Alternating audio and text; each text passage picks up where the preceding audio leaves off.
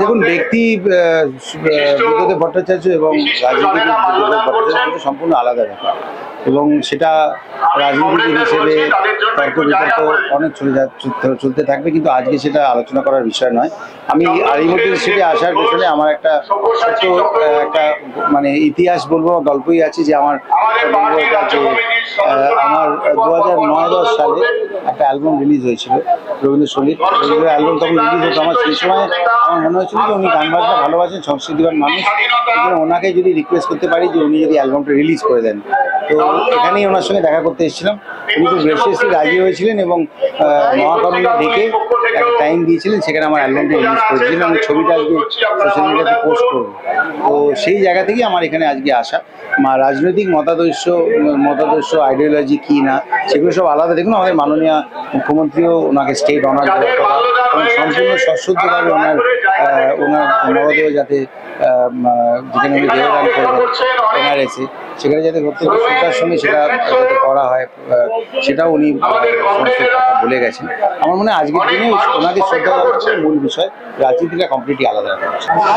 বুদ্ধদেব ভট্টাচার্য আমাদের প্রজন্মের নেতা, 9.5 কোটি মানুষের নেতা, গোটা দেশের নেতা।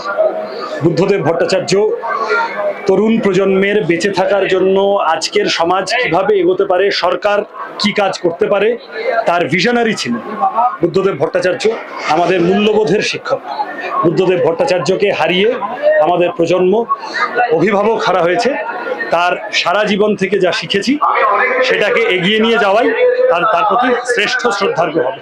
আমাদের এটা এখন দেখতে হচ্ছে, আজকে এই পরিস্থিতির ভিতরে দাঁড়িয়েও আমরা একটা কিরকম অরাজকতার ভিতরে, তার থেকে যিনি মুক্তি দিতে চেয়েছিলেন তিনি থাকতে পারলেন না আর কি।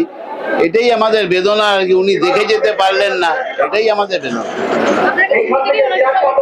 নিঃসন্দেহে জানি সংবিধানে যা আছে, মিডিয়া সেই দায়িত্ব রাজ্যে পালন করলো না। পালন না করার কারণে বুদ্ধদেব ভট্টাচার্য অসুস্থ হয়ে গেলেন। সঙ্গে মিডিয়ার সঙ্গে আপনার বিরোধী যে দল, তারা যে ধরনের লড়াই করলো করে বুদ্ধবাবুকে তার সরকার থেকে সরিয়ে দেওয়া, এবং তারপরে যে অসুস্থ হয়ে যাওয়া, আজকের আমাদের এই মরদেহ দেখা ছাড়া বাংলার কিছুই নেই। বাংলার যুব সমাজ, যুবতী যে সমাজ, তারা যে বেকারত্বের জ্বালা, বাংলা ছেড়ে বাইরে চলে যাচ্ছে, বাংলার বাইরে চলে যাচ্ছে, বিদেশে চলে যাচ্ছে। মায়েরা হাহাকার হচ্ছে, বাবারা হাহাকার করছে, আমাদের সন্তান পড়াশোনা করে কি লাভটা হয়েছে। বাংলার ছেলে মেয়ে যদি বাংলার বাইরে চলে যায়, তাহলে আমাদের সন্তানদের পড়াশোনা শিখিয়ে আমাদের সরকার কোন কাজ করেছে? সেই সরকার আজকের পরিচালনা করছে, যে সরকার চোর বলে আখ্যাত হচ্ছে সারা বিশ্ব জুড়ে। এই জায়গায় দাঁড়িয়ে আজকের আমাদের প্রিয় কমরেড বুদ্ধদেব ভট্টাচার্য, তার মরদেহ দেখার জন্য, মাল্য দেওয়ার জন্য আমরা আজকে সবাই জনসাধারণ লাইনে দাঁড়িয়েছি। ওনার যে আইডিওলজি, উনি যে এত সৎ ছিলেন, ওনার যে ব্যক্তিত্ব, যে সাংস্কৃতিক মনস্ক মানুষ, এবং ওনার অনিষ্টির জন্য ওনাকে শ্রদ্ধা করি, ওকে ভালোবাসি, ওই জন্য ওনাকে শ্রদ্ধা জানাতে এসেছি। এর আগে ওনার মধ্যে তো অনিষ্টির লোক ছিল না, আগে আমি ভবিষ্যতে হবে কিনা সন্দেহ। আর উনি মার্ক্সবাদে বিশ্বাসী ছিলেন, এবং আমিও মার্ক্সবাদে বিশ্বাসী। আমি ছাত্র জীবন থেকে মার্ক্সিজম করে আসছি, তাই ওনাকে শ্রদ্ধা জানাতে, ওনার ভালোবাসাকে সম্মান জানাতে এখানে এসেছি। হাওড়া থেকে, রামরাজাতলা থেকে স্বপ্না দত্ত। দীর্ঘদিনের বন্ধু, একসঙ্গে কাজ করেছি রাইটার্স বিল্ডিংয়ে। আমি সংগঠন করতাম, উনি মন্ত্রীগিরি করতেন। তার সঙ্গে দীর্ঘদিনের বন্ধুত্ব, তার মধ্যে দিয়ে চলাফেরা, সেই জন্য ভয়ঙ্কর মনোকষ্ট কালকে থেকে। তার সত্ত্বেও এসেছি যে অন্যভাবে ঢুকবো না, লাইন দিয়ে দাঁড়িয়েই তাকে রেসপেক্ট জানাবো। যেহেতু তিনি অত্যন্ত সভ্য, ভদ্র, বিনয়ী, সুশৃঙ্খল লোক ছিলেন, এটাই এর প্রতি আর কি আমার খুব কষ্ট লাগছে।